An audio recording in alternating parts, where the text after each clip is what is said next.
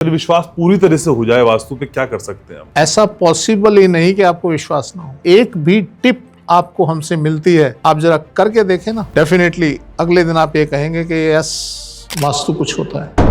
2-3 simple से बदलाव कुछ हम बता सकते हैं? छत पे रहिए, छत पे सोइए, आपका वास्तु सुधर जाएगा। अनिल अंबानी है, उन्होंने अपना वास्तु नहीं दिखाया होगा। अनिल अंबानी वो पौधा नहीं है जो मुकेश अंबानी है। पलंग के नीचे, बेड के नीचे ढेरों सामान लगा देते हैं। सर, ये क्या वास्तु दोष होता है? मैंने उनसे बोला, मैंने कहा जी घर छोड़ दो, घर छोड़ दो, या तो मिसेज मर जाए और या ठीक हो जाए। ग्लास की टेबल लगाना और एल टाइप सोफा जो होता है ठीक होता है? जो ओनर है वो किस सोफे पे बैठेगा और जो आने वाला है वो किस सोफे पे बैठेगा। लेकिन प्लॉट को खरीदते वक्त ध्यान क्या रखें सर? आप ये ध्यान रखें प्लॉट लेते हुए कि आपके बैक पे अगर प्लॉट नहीं है तो नॉर्थ फेसिंग लें। कोने वाला प्लॉट साथ में खंबा, ये वास्तु क्या कहता है? तो आपको बताया जी आपके सर में दर्द रहता है, आपने कहा यस, आपने कहा यस। हमने बताया कि आपकी टांगों में पेन रहती है, यस यस। 3 दिन के बाद उस लड़की का फोन आ गया, कहते हैं अंकल बिल्कुल गायब हो गया दर्द पैरों में से। दरवाजे के सामने दरवाजा नहीं होना चाहिए। कॉर्नर का प्लॉट ठीक रहता है, पर कॉर्नर का अगर नॉर्थ फेसिंग है तो लॉटरी है आपकी।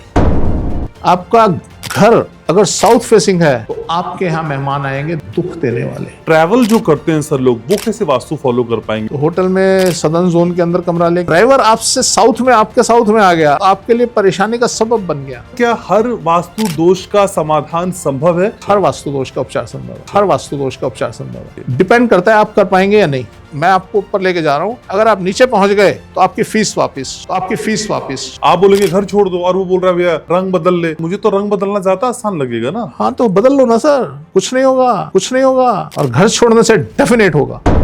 जिस कश्ती में सुराख है उसमें तो कोई भी बैठे ना सर डूबेगा। कोई भी मकान या घर खरीद रहे हैं तो बैंक बैलेंस के साथ वास्तु स्टेटस पहले समझ लें क्या है। आपने अपनी औलाद को, अपने पड़ोसियों को, सबको दुखी किया। आज उनके बच्चे त्रास कर रहे हैं। आप जिम्मेवार हो जिसने उस घर का निर्माण किया। मैं आपको वो जीवन दे सकता हूँ, राजाओं जैसी जिंदगी दे दूंगा, आप सोच भी नहीं सकते। कभी न जाओ छोड़ कर के दिल अभी भरा नहीं।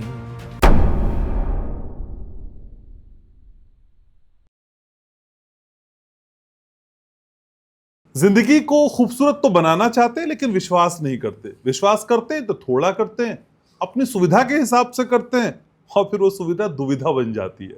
लेकिन आपकी दुविधा को सुविधा बनाने का नाम है घनश्याम उपाध्याय पॉडकास्ट।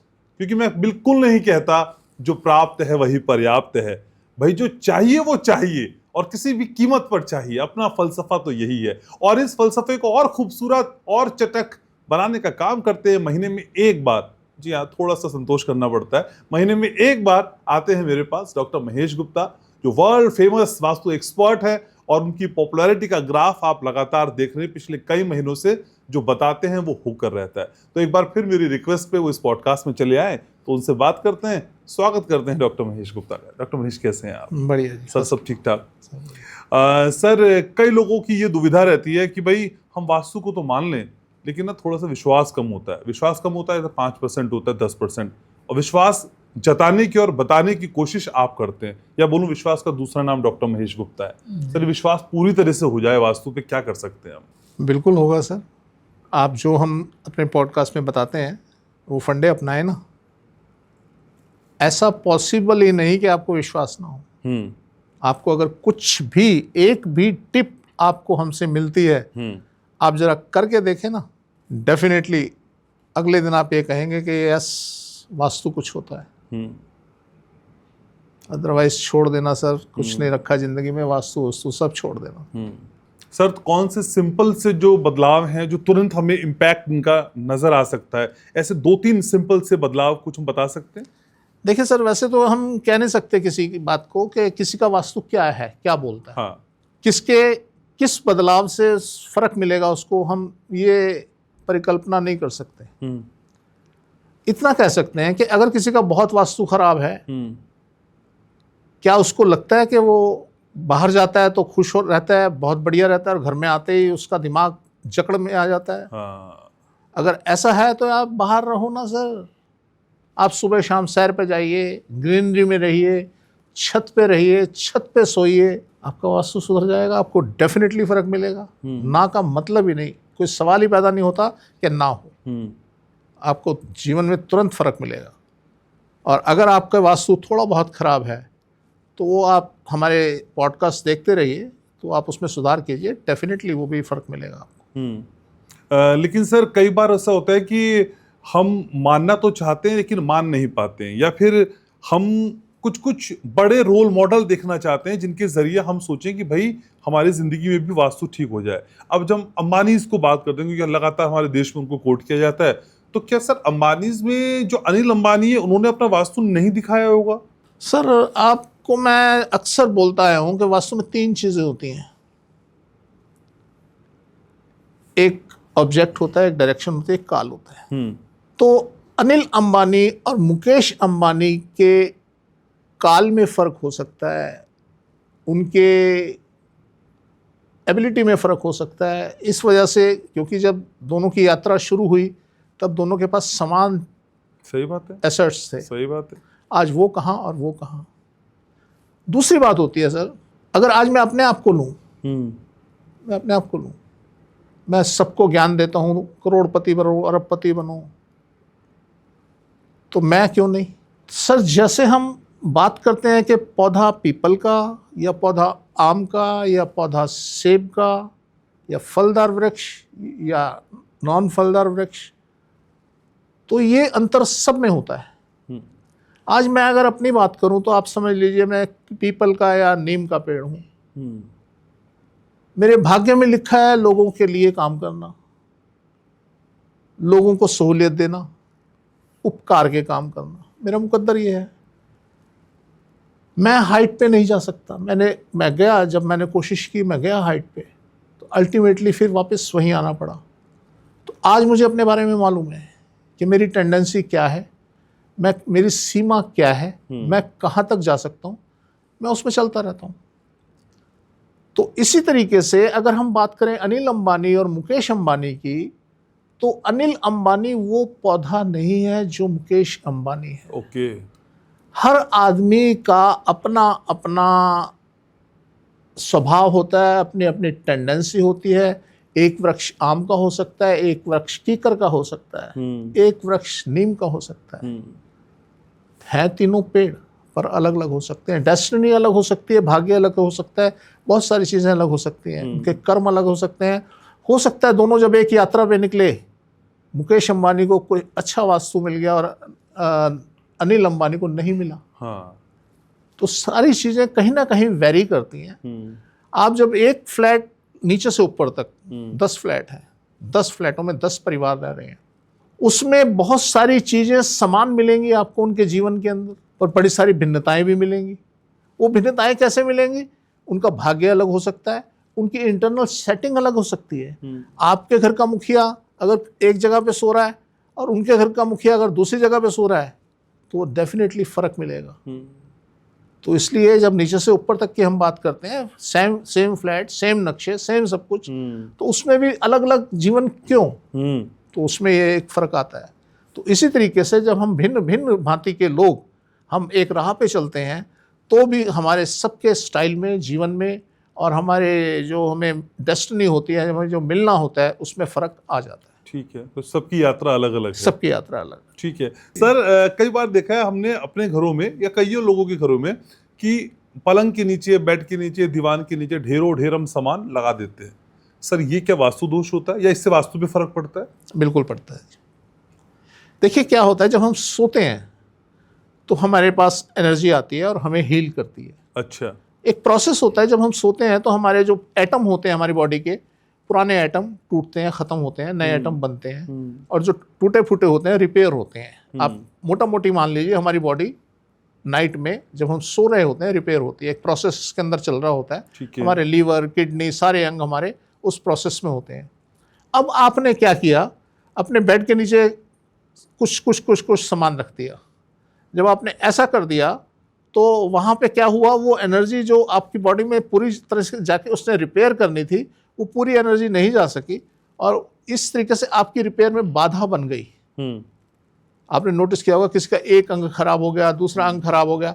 तो इसके पीछे एक ये कारण भी हो सकता है कि आपके जो बेड के अंदर सामान है वो बाधित कर रहा है उस एनर्जी को जो आपको रिपेयर करने के लिए आना चाहती है। तो आज वास्तुशास्त्र की अगर हम बात करें, वास्तुशास्त्र बिल्कुल नहीं कहता कि आप बॉक्स वाले बेड पे सोइए। वो कहता है आपका बेड नीचे से खाली होना चाहिए, ऊपर से खाली होना चाहिए, या आप जमीन पर सो जाइए। आपके आसपास कोई सामान नहीं होना चाहिए, लोहा नहीं होना चाहिए, मेटल नहीं होना चाहिए, इस तरीके की चीज़ें आपके पास नहीं होनी चाहिए, आपका खाली होना चाहिए। एक घटना सुनाता हूँ मैं आपको। एक कोई पीएम हाउस से थे, उनके सिक्योरिटी इंचार्ज थे, तो उन्होंने मुझे अपना घर के लिए बुलाया। मैं घर देखने गया, तो जब मैंने घर देखा, मैंने कहा जी इस रूम में कौन है? कहता जी मिसेस सोती हैं। मैंने कहा वो बीमार है? कहता हाँ जी। मैंने कहा बहुत बीमार है? कहता हाँ जी। बेटी शायद उनकी विदेश में थी उस टाइम।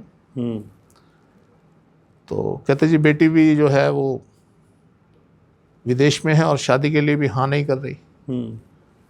तो उनका घर जो था ना, बिल्कुल लास्ट का हाउस था, और वो कुछ ट्रायंगल जैसे होता है, कुछ ऐसा हाउस बना हुआ था। खैर मैंने उनसे बोला, मैंने कहा जी घर छोड़ दो। अच्छा।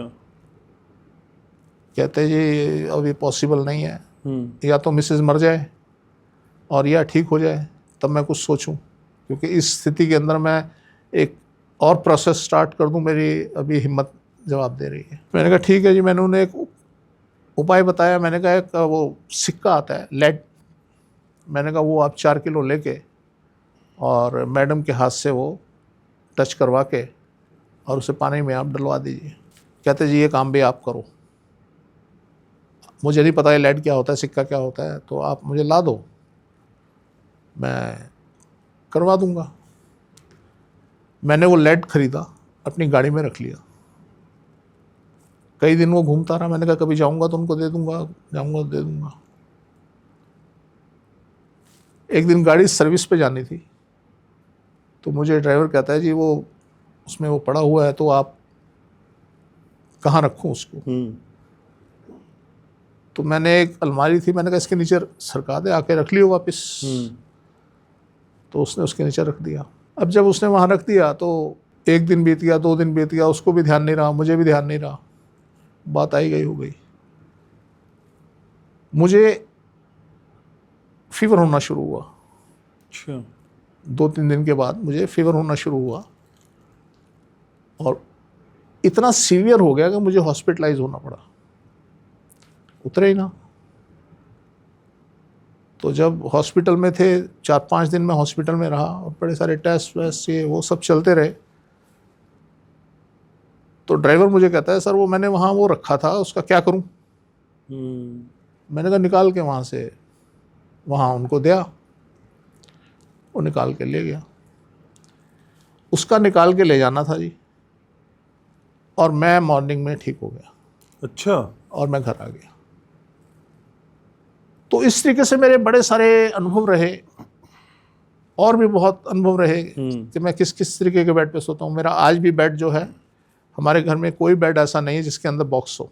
ओके। विदाउट बॉक्स बेड है, और हम लोग उस पर सोते हैं। तो मेरी फैक्ट्री रही फर्नीचर की, वहाँ भी मैं बॉक्स वाले बेड नहीं बनाता था। मैंने कस्टमर को भी नहीं दिए, सबको मैंने समझाई ये बात, और उसमें मैंने उनको बिना बॉक्स के बेड बना के दिए। तो सर ये जो बॉक्स बनाना और उसमें सामान रखना, लोग बर्तन रख देते हैं, रजाइयाँ रख देते हैं, कुछ भी रख देते हैं, ये सब हमारे शरीर के अंदर रोग पैदा करते हैं। तो हमें इस तरीके की चीज़ें नहीं करनी चाहिए, तो इससे बचना चाहिए हमें। ठीक है सर। बहुत सारे लोगों के ड्राइंग रूम के स्पेस के हिसाब से हम सोफा टेबल ये सब लगाते हैं। कहीं सर यू टाइप होता है, कहीं एल टाइप होता है, कहीं सेंटर में ग्लास की टेबल होती है। सर ये ग्लास की टेबल लगाना और एल टाइप सोफा जो होता है ठीक होता है? ये कोई मैटर नहीं करता। आप जब वास्तु की बात करेंगे ना, तो वास्तु तो डायरेक्शन पे बेस्ड है। हाँ। आपने जो एल टाइप लगाना है या स्क्वायर लगाना है या राउंड लगाना है, ये इतना मैटर नहीं करता। ये मैटर करता है कि जो ओनर है, जो घर का मालिक है, जो होस्ट है, वो हम ड्राइंग रूम किसके लिए बनाते हैं? गेस्ट के लिए। जो ओनर है वो किस सोफे पे बैठेगा, और जो आने वाला है वो किस सोफे पे बैठेगा। तो इस हिसाब से 2 सोफे लगाने चाहिए। एक पूर्व और नॉर्थ में होना चाहिए, एक साउथ में होना चाहिए। साउथ में 1 चेयर या 2 चेयर लगाएं जिसके ऊपर ओनर बैठे, जिससे कि आपके बाकी जो लोग आए आपके घर में वो नॉर्थ में या ईस्ट में बैठे। एक अपनी या अपनी वाइफ की चेयर लगा सकते हैं। अदरवाइज ऐसा कोई मैटर नहीं है कि वहाँ पे हम एल शेप में लगाएं, स्क्वायर लगाएं, ऐसा कोई इशू नहीं है। आपने साउथ से बचाना है कि साउथ में आप सोफा ना लगाएं लोगों के लिए, अपने लिए लगाएं। ठीक है सर, फ्लैट को खरीदते वक्त आप कई बार बातें बता चुके हैं कि ये चीजें ध्यान रखनी चाहिए, लेकिन आप अक्सर कहते हैं कि प्लॉट से घर लेके बनाएं तो ज्यादा बेस्ट है, ज़्यादा बेहतर है। लेकिन प्लॉट को खरीदते वक्त ध्यान क्या रखें सर? सर सबसे पहले तो अगर प्लॉट खरीद रहे हैं आप और पीछे आपके प्लॉट नहीं है, ये बड़ी ध्यान देने वाली बात है। अगर आपके बैक पे प्लॉट नहीं है, पार्क है, रोड है, तो साउथ नॉर्थ फेसिंग चलेगा। ओके। अब नॉर्थ फेसिंग होगा तो साउथ आपके बैक पे आ गया, साउथ बैक पे आ गया तो पीछे प्लॉट नहीं है, पीछे प्लॉट नहीं है तो पीछे वाला आदमी बेसमेंट नहीं बना पाएगा। तो आप ये ध्यान रखें प्लॉट लेते हुए कि आपके बैक पे अगर प्लॉट नहीं है तो नॉर्थ फेसिंग लें, अगर आपके बैक पे प्लॉट है और वो उसमें आपको लगता है कि वहाँ कॉन्सेप्ट है बेसमेंट बनाने का तो साउथ फेसिंग लें। तो इस तरीके से आपको मैनेज करना चाहिए। और अगर बड़ा प्लॉट ले लें तो जगह छोड़ दें जैसा आप बताते हैं जी, और बीच में घर बना लें, बीच में घर वो भी एक अच्छा उपाय हो सकता यस है। ठीक है, लेकिन सर जो कई बार देखा है सड़क के कोने वाले जो प्लॉट होते हैं, कई बार खंबे भी वहां आ जाते हैं, तो कोने वाला प्लॉट साथ में खंबा, ये वास्तु क्या कहता है सर इसको लेके? देखिए जहाँ तक खंबे वाली बात है ना, हमें कोई ऐसा खंबे का रोल कभी नज़र नहीं आया। अच्छा। शास्त्रों में लिखा है, इसे पिलर बेद बोलते हैं, तो हमें इसका कहीं कोई ऐसा इम्पैक्ट नज़र नहीं आया। हमने बड़े सारे खंबे वाले हाउस देखते हैं, हम अक्सर देखते रहते हैं, पर वहाँ पे जो हम घर के अंदर जाते हैं, उन्हें जब बीमारियाँ बताते हैं और उनके बारे में बताते हैं तो वो यस यस करते हैं। उस खंबे की वजह से हमें कोई बीमारी ऐसी हो नज़र नहीं आया, क्योंकि हमने मान लीजिए आपको बताया कि जी आपके सर में दर्द रहता है, आपने कहा यस, हमने कुछ और देख के बताया। अच्छा। कि आपके सर में दर्द है, आपको सर्वाइकल है, हमने कुछ और देख के बताया। हमने बताया कि आपकी टांगों में पेन रहती है, यस, हमने कुछ और देख के बताया। एक जगह हम गए तो वहाँ उनकी लड़की थी, तो जब हमने उसका रूम देखा, हमने कहा बेटा आपके पैरों में टांगों में तकलीफ रहती है? कहते अंकल बहुत दर्द रहता है। तो अब वहाँ पे खंबा भी बाहर था, उनके घर के बाहर खंबा था। तो खैर हमने उसे जगह चेंज करवाई, हमने कहा तुमने कल से यहाँ सोना है। 3 दिन के बाद उस लड़की का फ़ोन आ गया, कहते हैं अंकल बिल्कुल गायब हो गया दर्द पैरों में से, और वो लड़की वहाँ कई साल से सो रही थी। अब ये पैरों का दर्द तो सिम्टम था, उसकी मैरिज नहीं हो रही थी। ओह। और 1 महीने के बाद उनकी मदर का फ़ोन आता है, कहता है जी वो हमने बेटी का रिश्ता कर दिया है, अब आगे क्या प्रोसेस करना है वो बताइए।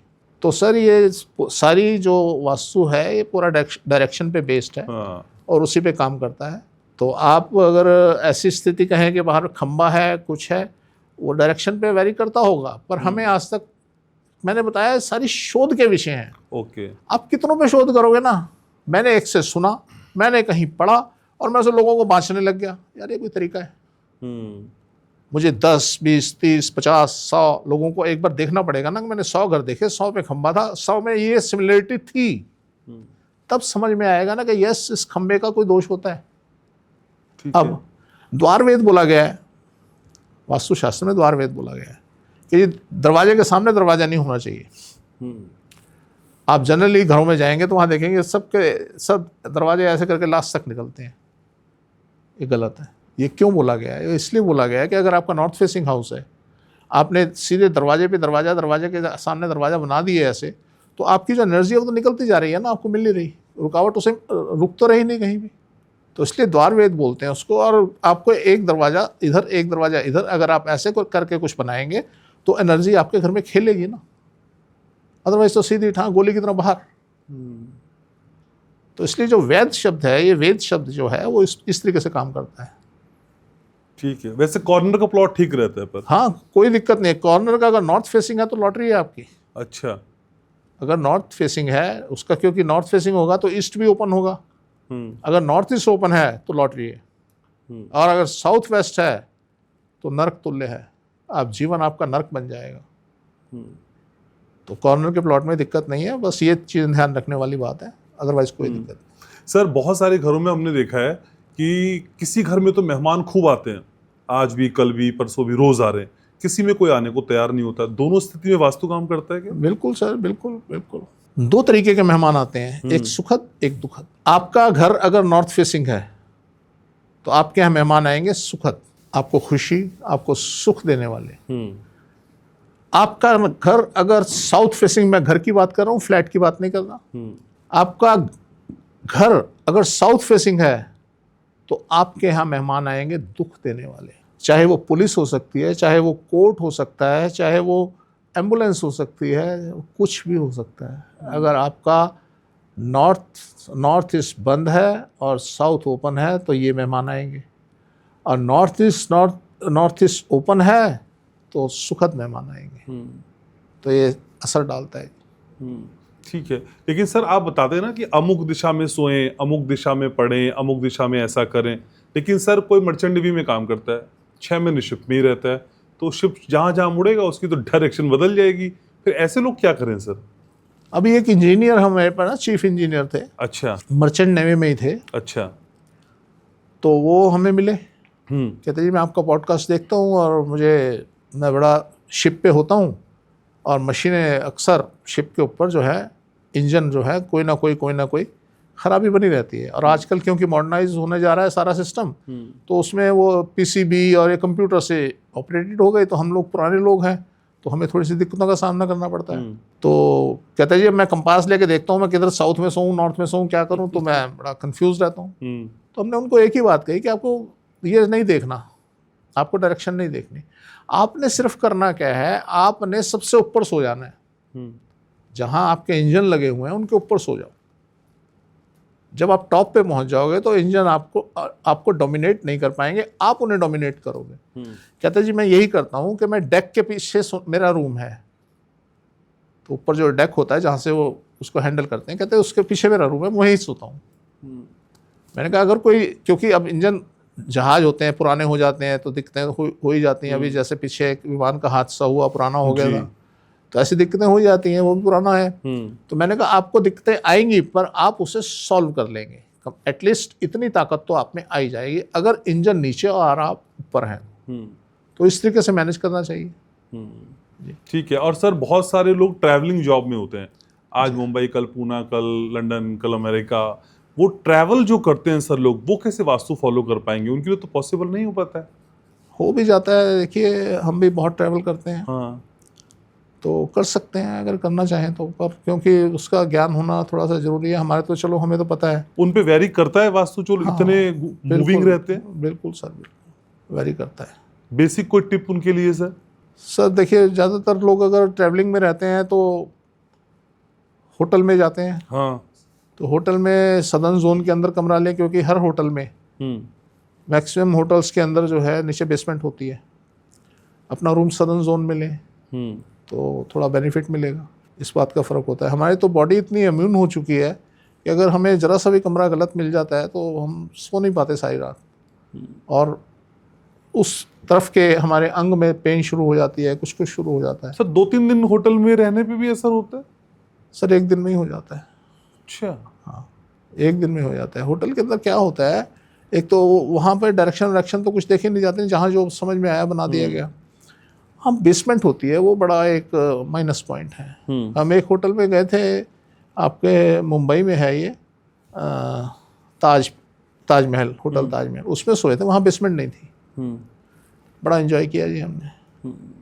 तो वहाँ ऐसी कोई समस्या हमें देखने को नहीं मिली, तो वो ठीक रहा। तो इससे कि अगर ट्रैवलिंग में हम हैं। दूसरी बात एक चीज़ और आप नोटिस करेंगे, आप मान लीजिए दिल्ली से चंडीगढ़ जा रहे हैं, ड्राइवर आपका साथ है। जब आप चंडीगढ़ जा रहे हैं, ड्राइवर बड़ा खुश मिजाज और बड़े आपके हर बात में हाँ मिला रहा है, आपकी सेवा कर रहा है, आपका बड़ा बढ़िया चल रहा है। अब आप वापस आ रहे हैं, जब आप वापस आ रहे हैं तो डायरेक्शन चेंज हुई। अब डायरेक्शन चेंज हुई, हर बात पे नखरे कर रहा है ड्राइवर, ये हो गया जी गाड़ी में, ये हो गया, ये पंचर हो गया, कभी कुछ हो गया, ये ऐसे जी वैसे जी। तो एक ये ट्रैवलिंग के अंदर बड़ी अहम रोल प्ले करता है। आना तो सर वहीं से वापस लौट आना वहीं से सर। उसमें एक काम आप कर सकते हैं, ड्राइवर को बिठाएं पीछे, गाड़ी चलाएं खुद। ये कहाँ मुमकिन होगा सर? होता है सर, अब हम तो कर लेते हैं। अच्छा, क्योंकि होता क्या है, जब ड्राइवर आपके साउथ में आ गया तो आपके लिए परेशानी का सबब बन गया। जब वो जब तक आपसे नॉर्थ में या ईस्ट में था, आपके लिए बहुत बढ़िया था। तो जैसे ही वो आपसे साउथ में आएगा तो उसके तेवर ही चेंज हो जाएंगे ना।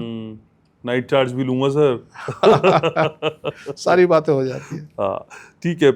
लेकिन सर क्या हर वास्तु दोष का समाधान संभव है या कुछ ऐसे भी होते हैं जिसमें आप कुछ नहीं कर पाएंगे?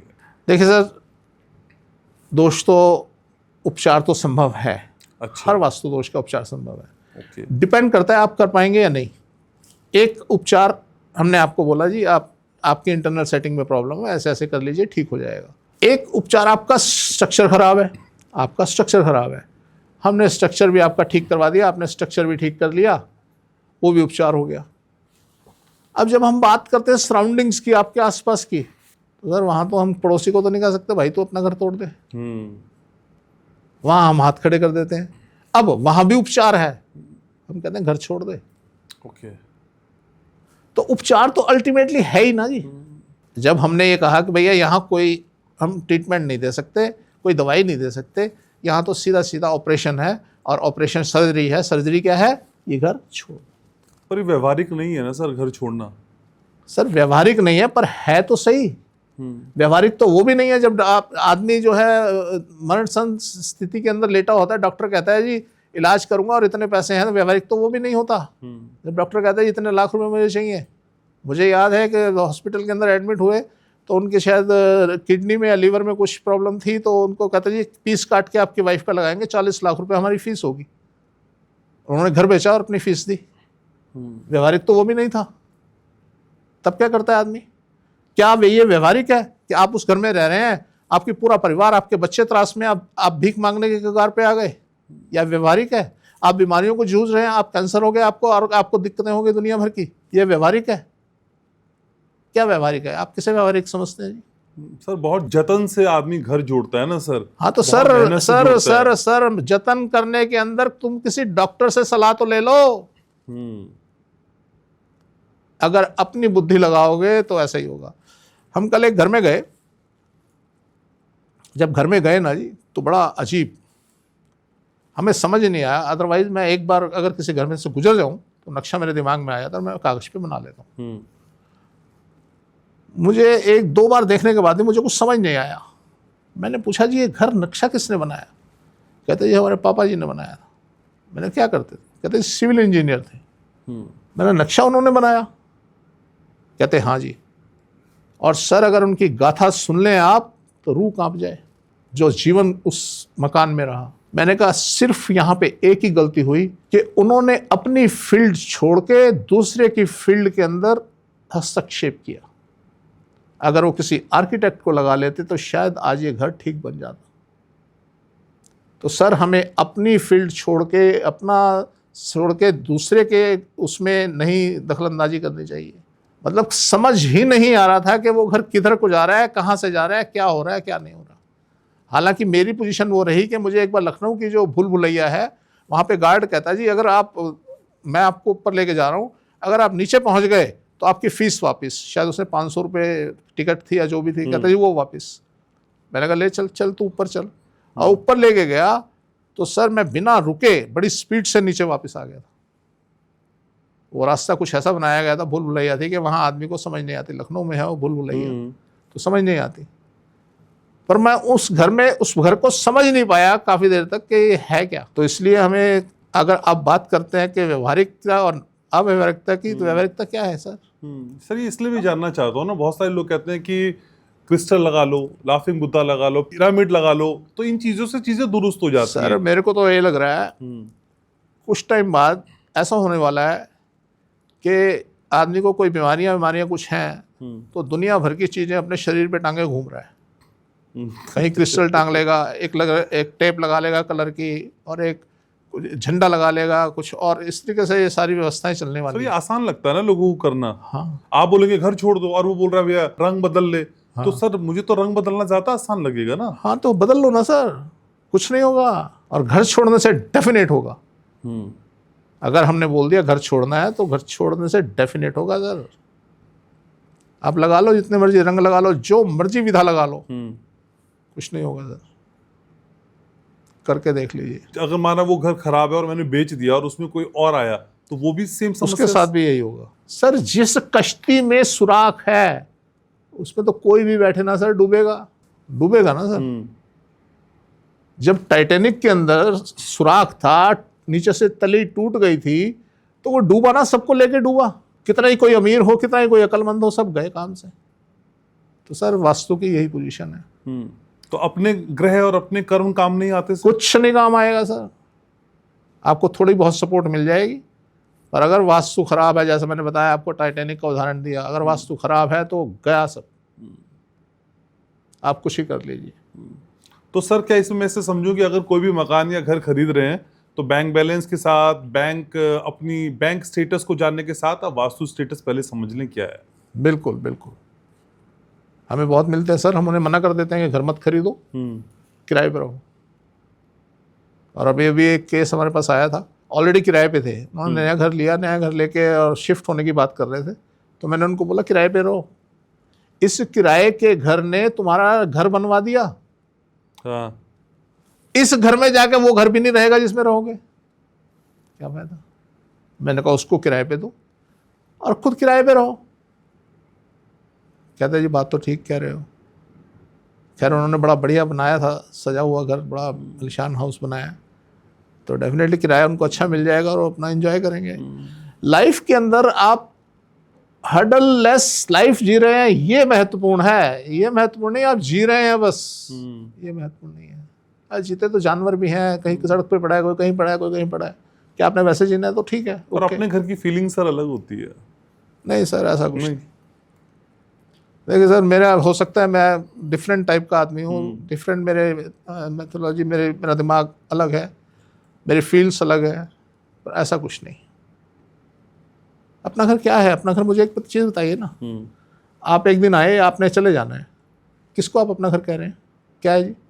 अब ये तो अध्यात्म हो गया सर। फिर अध्यात्म तो... नहीं सर, ये हकीकत है, सच्चाई है जिंदगी की। अध्यात्म कुछ नहीं होता, मुझे नहीं मालूम, मैं इतना ज्ञानी नहीं हूँ कि अध्यात्म क्या होता है, कुछ क्या होता है। मैं हकीकत से रूबरू रहता हूँ हमेशा कि मैंने एक दिन जाना है ना यार। ये किराए के घर में नहीं, दुनिया किराए की है। किसको अपना मकान कह रहे हो तुम? किसको? मैं किराया दे के रह रहा हूँ ना। आज मेरे मन किया मैं इससे बड़े में अच्छे में जाना, मैं यस जाऊँगा ना। मेरे पास ऐसे क्लाइंट हैं सर जिनका अपना घर ही नहीं है और कहाँ रह रहे हैं? 5 स्टार होटल में। तो किसे घर कहते हैं आप? बेल बजाते हैं, अगले के पास नाश्ता आता है, बेल बजाते हैं, अगले के पास डिनर आता है। ऐसे ऐसे क्लाइंट हैं मेरे पास। तो क्या किसे घर कह रहे हैं? इस दुनिया को घर कह रहे हैं? अपने घर को घर कह रहे हैं? सर जाना है, अपने सबने जाना है। हम सब किराए के घर में बैठे हैं सर, कोई अपना कुछ नहीं है। शास्त्रों में कहा गया है कि जो घर घास फूस का बनाए 100 गुना पुण्य फल मिलता है, जो मिट्टी का बनाए 1000 गुना मिलता है, और जो पत्थर का बनाए कोटि कोटि फल मिलता है। किस लिए फल मिलता है? क्योंकि वहां पीढ़ी दर पीढ़ी लोग रहेंगे, लोगों के काम आएगा, वो पुण्य फल मिलता है। ये पुण्य फल नहीं मिलता कि मैं किसी घर में बना के रहूं, अपना मन फील हो रहा है जी, और पता है चला बाहर पुलिस वाले खड़े हैं जी गाड़ी लेके। नहीं सर, आप वास्तु के हिसाब से बनाइए, सुखी रहिए, सुखद स्थिति को पाइए, अपना परिवार सुखी रखिए, बात समझ आती है। पर यह बात समझ नहीं आती कि आप खराब वास्तु, अपना घर खराब करके वास्तु में रहे, ये बात समझ नहीं आती। तो अपना घर भी अच्छा हो सकता है और वास्तु वाला भी हो सकता है, दोनों चीजें हो सकती है। हो सकता है। हाँ। आपने क्या किया? खराब घर बना लिया, अपना घर बना लिया कि मेरा अपना घर, वाह जी वाह मैंने बना लिया। जैसे कि घर मैंने भी बताया, उदाहरण बताया, पूरा परिवार त्रस्त है। आपने क्या किया? आपने वो पाप कमाया, सारे जन्म, कई जन्मों तक आप छुटकारा नहीं पा सकते। आपने अपनी औलाद को, अपने पड़ोसियों को, अपने इसको, अपने उसको, सबको दुखी किया। आज उनके बच्चे त्रास त्रास कर रहे हैं, ऐसी जिंदगी, भयानक जिंदगी जी रहे हैं। इसका भागीदार कौन है? इसका कर्ता कौन है? इसका कौन जिम्मेवार है? आप जिम्मेवार हो जिसने उस घर का निर्माण किया। हमारा पहला कर्म क्या है? अपने रहने की व्यवस्था करना। और मैंने अगर वो व्यवस्था गलत कर ली तो मैंने वो पाप कर दिया, वो पाप कर दिया जिसमें मेरी पूरी पीछे की जिंदगी, मेरे बच्चे, मेरे सब कुछ त्रस्त रहेंगे। और ऐसे पुण्य का भागी मैं जन्म जन्मांतर तक बनता रहूँगा। तो इसलिए सर कुछ नहीं, वास्तु के हिसाब से घर होना चाहिए, अपना घर हो या किराए का हो। तो ये घर आपको राजा भी बनाता है? राजा सर, एक क्या, मेरे बड़े नज़दीकी थे जी, मैं एक बार उनके घर गया, बहुत बड़ा घर उनका, शायद 1960 के आसपास उन्होंने घर बनाया था, जिसके अंदर एक स्विमिंग पूल था। आप समझ जाइए कि स्विमिंग पूल हो उस घर में, इतना बड़ा हाउस हो तो वो भी 60s में। 60s में क्या होंगे, बहुत रईस, मतलब बहुत कुछ। उनके यहाँ दिल्ली में बहुत बड़ी सारी, बहुत बड़ी बड़ी प्रॉपर्टीज थी। उनकी हालत बड़ी पतली। मुझसे पूछते हैं कि महेश जी हमारा कुछ हो सकता है? मैंने सुना है आप ये काम करते हो। मैंने कहा जी आपकी हॉरोस्कोप है? कहते हैं हाँ जी। अब देखिए यहाँ बात आती है कि मैं अमीर क्यों नहीं, वो अमीर क्यों। सही बात है। मैं अगर नीम का वृक्ष हूं तो यार नीम ही तो लगेगा मेरे ऊपर। वो फलदार वृक्ष है, उस पर तो सेब लगेंगे। मैंने कहा जी मैं आपको वो जीवन दे सकता हूँ, राजाओं जैसी जिंदगी दे दूंगा, आप सोच भी नहीं सकते। कहते महेश जी आप भी हमारा मजाक उड़ाने लग गए। मैंने कहा जी मैं मजाक नहीं उड़ा रहा, मैं प्रोफेशनल हूँ और मैं जो बात बोल रहा हूँ वो पत्थर पे लकीर है। कहते जी कैसे? मैंने कहा जी पहले तो सबसे पहले मेरी दक्षिणा दो। अब वो थोड़ा सा घबराए कि यार पता नहीं क्या मांग ले। अब क्योंकि स्थिति मेरे को मालूम थी और बहुत नज़दीकी थे हमारे जी, तो मैंने उनको बोला जी मुझे आप 251 रुपये दे दो। उन्होंने अपनी वाइफ को बोला कि गुप्ता जी को पैसे दो। वाइफ गई अंदर, उनको अंदर जाके बुलाती है, कहते इधर आओ। तो उन्होंने बोला होगा भाई पैसे तो है नहीं। उनके पास 100 रुपये निकले। उन्होंने 100 रुपये कहीं और से मंगाए, 50 रुपये कहीं और से करके मुझे 251 रुपये मेरी दक्षिणा दी। इतनी स्थिति खराब थी, इतनी स्थिति खराब थी। और हाउस मैंने आपको बताया, हाँ। वो हाउस, कई केस उनके चल रहे, प्रॉपर्टियाँ सारी लिटिगेशन में, फैक्ट्रियाँ सारी बंद। तो कहते जी अब, मैंने कहा अब कहाँ से शुरू करूँ वो बताओ। आपका घर बेचूँ पहले, आपकी फैक्ट्री बेचूँ पहले? कहते जी घर से शुरू कर दो। मैंने कहा घर के कागज़ लाओ। अब एक आदमी के हाथ में घर के कागज़ देते हुए थोड़ा सा संकोच हो रहा था। खैर वो लाए, मैंने उन घर के कागज़ों को देखा, उनका बंडल बनाया। बंडल बना के मैंने उन्हें एक अटैची मंगवाई। मैंने वो अटैची में रख के मैंने एक कॉर्नर में रख दिए। मैंने कहा इनको यहाँ रखे रहने देना। कहते जी कोई ले गया तो? मैंने कोई नहीं ले जाता, आप रखे रहने। 15-20 दिन के बाद उनका मैसेज आया कि जी हमें जहाँ उन्होंने घर गिरवी रखा हुआ था वो बुला रहे हैं और सेटलमेंट के लिए बात कर रहे हैं। मैंने कहा जाओ ना। वो गए, उनकी सेटलमेंट हुई और सेटलमेंट होने के बाद एक काम उनका हुआ, उनका घर बिका। घर बिकने के बाद उनकी और प्रॉपर्टीज़ जो थी वो बिकनी शुरू हो गई। ओके। और सारी वो प्रॉपर्टीज़ वगैरह बेच के आज वो न्यूजीलैंड में हैं और सर महल खरीद रखा है, महल। अच्छा। आज वो इस बात को बोलते हैं कि यस आज हम राजाओं की तरह जी रहे हैं। तो सर ऐसी स्थिति पैदा हो जाती है, पर आपकी कुंडली के अंदर वो दम होना चाहिए। आप अगर वृक्ष हैं अच्छे और भूमि है आपकी उपजाऊ, तो डेफिनेटली वो मुकाम मिलेगा। जो आप अनिल अंबानी की और जो मुकेश अंबानी की बात कर रहे थे वो यही है सर। ठीक है, ठीक है। लेकिन सर बहुत सारे ऑफिस की ऑनर्स या मालिक इस बात से परेशान रहते हैं कि उनके यहाँ स्टाफ रुकता नहीं है, और रुकता है तो बदतमीजी करता है, कहना नहीं मानता, और जो कह देते हैं उसका उल्टा करता है या टाइम वेस्ट करता है, गपशप करता है, लेकिन कर्मचारी काम करने को तैयार नहीं है ऑफिस में। दोनों चीज़ें होती है सर। एक तो नीति होती है, आपको एक नोट मेरा मिलता है फ़ोन पे अगर आप बात करेंगे, जिसके अंदर हमारी योग्यता, हमारी रणनीति और हमारा काल, ये 3 चीज़ें मैटर करती हैं। एक तो रणनीति हो सकती है आपकी कि आपकी कोई ऐसी रणनीति हो। दूसरा वास्तु तो इम्पैक्ट डालता ही डालता है। तो अगर वास्तु खराब है तो सर ये स्थितियाँ पैदा होंगी। आप अपनी सीट देखें सबसे पहले। आपकी सीट अगर नॉर्थ में कहीं है तो ये स्थिति तो डेफिनेटली बनेगी। आपका स्टाफ परेशान करेगा, रुकेगा नहीं, और आपको बड़ी सारी मशक्क़तें करनी पड़ेंगी, और आप हर काम, हर स्टाफ का काम आप खुद कर रहे हो, ये स्थिति आपकी बनी रहेगी। तो इसलिए अपनी सीट पहले बदलें और अपना साउथ में कहीं अपनी सीट लगाएं, ये करना चाहिए। लेकिन सर कई लोगों को स्टाफ ही नहीं मिलता है, मतलब अगर वो कंपनी मिलेगा सर, मिलेगा। नहीं सर मिलेगा, अगर आप साउथ में सीट लगाएंगे स्टाफ आएगा, डेफिनेटली आएगा। हाँ। लेकिन सर एक मिथ ये भी रहता है, या सच्चाई रहती है, जो भी रहता है आप समझाएंगे, कि महिला स्टाफ रहता है तो ज्यादा रिलायबल रहता है और ज्यादा ईमानदार रहता है। क्या ऐसा होता है सर? हाँ ऐसा होता भी है, क्योंकि मेल जो होते हैं थोड़ा सा फॉरवर्ड होते हैं हाँ, और जरा सी काबिलियत के बाद वो अपना सेटअप बनाने में हाँ। इच्छुक रहते हैं, जबकि जो फीमेल स्टाफ होता है उनको कोई लेना देना नहीं होता, वो अपना एक रूटीन से चलने की उस पे रहते हैं कि ठीक है ऐसे ही चलते रहो। यस, ये होता है। वही सर। सर पिछले 3 दिन जब मैं आपके साथ रहा एग्जीबिशन में तो बहुत सारी चीजें मैंने नजदीक से जानी। सर कोई स्टाफ 35-40 साल से आपके साथ है, कैसे संभव होता है? ये गुर सिखाइए ना सर। मेरे कई व्यूअर्स जानना चाहते हैं। लोग 2 दिन नहीं टिक रहे सर, घर की मेड नहीं टिक रही सर, 1 महीना वो चली जाती है। 40 साल शख्स आपके साथ और उतने डिवोशन के साथ, मतलब वो आपके लिए कुछ भी तैयार हो, जा नहीं रहा, कह रहा आप कह रहे जा भाई, वो जा नहीं रहा, खड़ा है। सर इतनी डिवोशन किसी भी एम्प्लॉय की आपको लेके कैसे आती है? नहीं सर, मेरे साथ सारे लोग ऐसे ही जुड़े हुए हैं। सर कुछ क्लाइंट वस्तु भी जुड़े किया है हैं। ना आपने? नहीं बढ़िया। सर, कुछ नहीं, मैंने बताया मेरा तरीका काम करने का डिफरेंट है और मेरे साथ मैं उन पुराने लोगों पे ही विश्वास करता हूँ सर। मैं नई भर्ती तो बहुत कम करता हूँ और जो जुड़ जाता है वो जुड़ा ही रहता है। पर सर कि वो पुराना भी तो कभी नया रहा होगा ना? यस यस यस रहा। मैं जो जुड़ जाता है जुड़ जाता है। अगर मैं मान लीजिए मुझे महीने 2 महीने 4 महीने में कोई नहीं जमा तो मैं फिर रास्ता दूसरा बदल लेता हूँ। तो इसलिए ये ऐसा तो होता है कि एक नेचर भी होती है। मैंने वही ना आपकी काबिलियत कितनी है, आपकी रणनीति कैसी है, बड़ी सारी चीज़ें मैटर करती हैं। वास्तु तो अपना मैटर करता ही है। मेरे पास एक और थे, वो एक हम रेस्टोरेंट में गए, तो जब रेस्टोरेंट में गए वहाँ पे हमने खाना वाना खाया तो वो बिल लेके आए। बिल में उन्होंने, मुझे नहीं पता था, उन्होंने डिस्काउंट करवाया बिल में। अच्छा। 10%। मैंने उन्हें 100 रुपये टिप दे दी। कहते सर इतना तो मैंने डिस्काउंट भी नहीं कराया जितनी आपने टिप दे दी। मैंने कहा यार मुझे तो, मैंने बिल देखा नहीं, मैंने तो सिर्फ लास्ट अमाउंट देखी और तुम्हें टिप भी दे दी।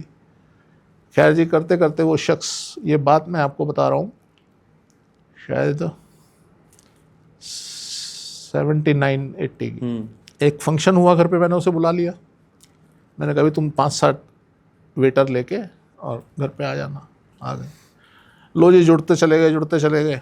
अब वो धीरे धीरे हमारे एक तरीके से फैमिली मेम्बर सा बन गया।